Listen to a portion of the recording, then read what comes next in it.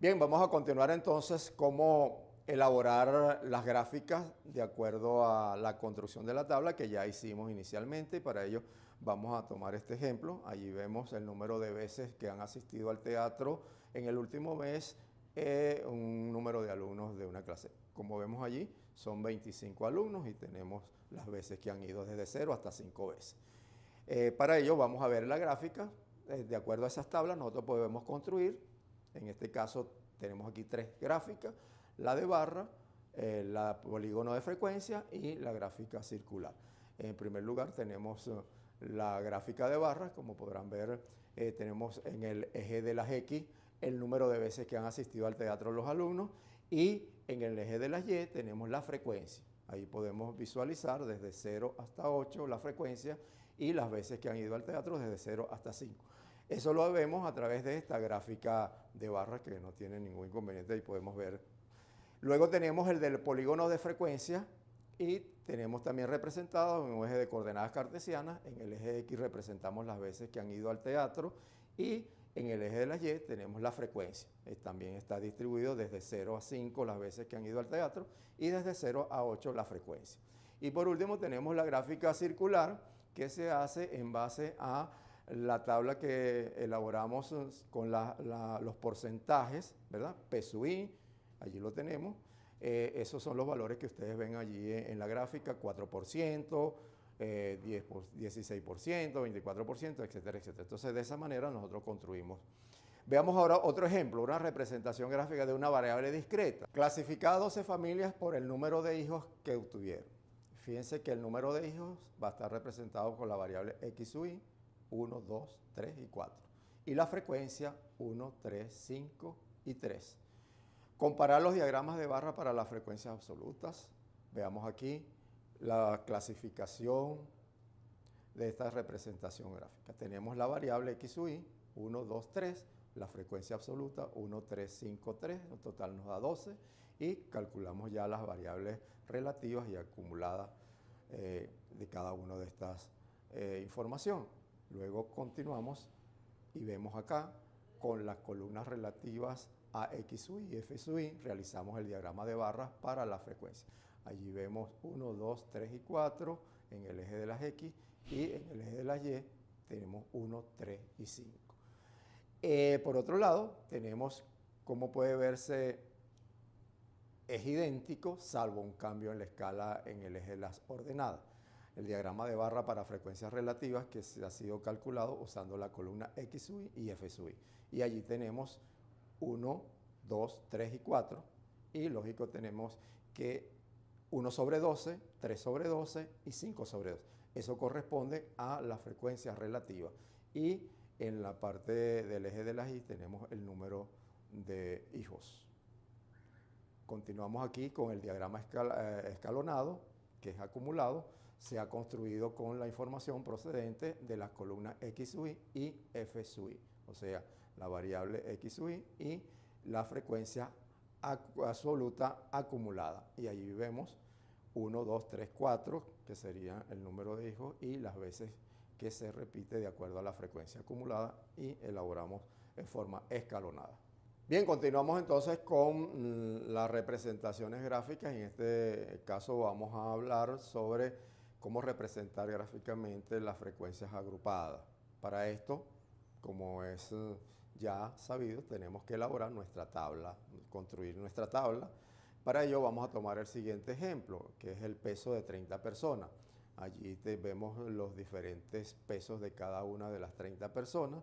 Para ello elaboramos nuestra tabla, que ya debemos saberlo, pero sin embargo vamos a ir repitiendo, en este caso para datos agrupados. Lo primero que tenemos que hacer es determinar el rango. El rango lo vamos a representar con la letra R mayúscula.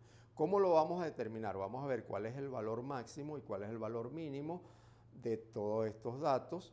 Y allí en el ejemplo vemos que el valor máximo es 68, el peso máximo es 68 y el mínimo es 50. Entonces 68 menos 50 nos da 18. Para este caso el rango allí es de 18. Luego, en segundo lugar, vamos a determinar el número de intervalo. El número de intervalo lo vamos a representar con la letra K. Para ello nos vamos a basar en el método de Struge. ¿En qué consiste eso? Struger dice que si tú tienes 1, le sumas 332 logaritmo de n, donde n es el número total de la muestra. Entonces vamos a ver en este caso, en este ejemplo, k es igual a 1 más 3,332 logaritmo de 30. 30 porque es el número total de los entrevistados, la encuesta que hicimos. Calculamos eso y nos da 5,92. Según el método de Struger nos recomienda siempre tomar valores impares. Por eso K nos dio 5,92, pero vamos a tomar K igual a 5. Vamos a calcular ahora la amplitud. La amplitud la vamos a obtener de dividir el rango entre el número de intervalos. En este caso, 18 entre 5 nos da 3,6. Lo aproximamos por exceso y nos da A igual a 4. Una vez que calculamos la amplitud, vamos a calcular el nuevo rango. El nuevo rango lo vamos a representar con las siglas NR, que va a ser igual a K, ¿verdad?, que es el número de intervalos, por A, que es la amplitud. En este caso, el nuevo rango sería 5 por 4, 20. Y luego vamos para ya elaborar nuestra tabla, empezar a elaborar nuestra tabla, se le resta 1 al valor mínimo del peso. En este caso el peso mínimo era 50, le restamos 1 y nos da 49. Vamos a ir un momentico a la tabla para que veamos allí cómo elaboramos la tabla. Fíjense que tenemos en línea horizontal, tenemos la primera clase es de 49 a 53, la segunda de 53 a 57, la tercera es 57 a 61, 61 a 65 y 65 a 69. Es importante indicarle que el límite inferior es cerrado y el límite superior es abierto. Entonces allí, para continuar elaborando la tabla, tenemos que ver los diferentes cálculos que tenemos que hacer. Los límites inferiores de la clase son cerrados y los límites superiores son abiertos, lo que les comentaba en la tabla.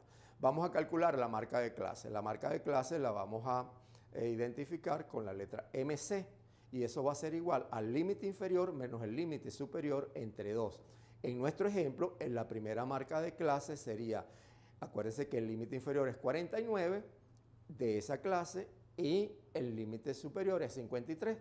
Sumamos esos dos números, sacamos el promedio. ¿Cómo sacamos el promedio?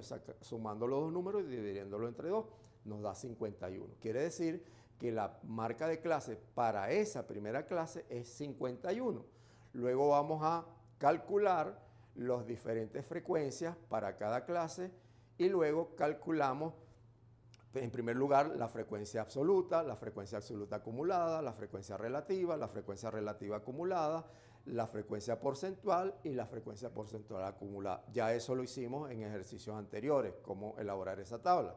Luego elaboramos la gráfica, ¿verdad? Allí vemos la tabla con todos los datos ya calculados. Luego elaboramos la gráfica, que pueden ser 3 tipos de gráfica en este caso. La gráfica de barra, donde en el eje de las X tenemos el peso y en el eje de las Y tenemos la frecuencia. Ahí podemos determinar las diferentes pesos, o sea, que están ubicados dentro de esa clase. Luego tenemos también el polígono de frecuencia, también en el eje de las X determinamos el peso y en el eje de las Y la frecuencia. Y luego en la gráfica circular o gráfica de sector, que se conoce también con ese nombre, tenemos, de acuerdo a los valores porcentuales que nos dieron, en los porcentajes, allí los representamos gráficamente.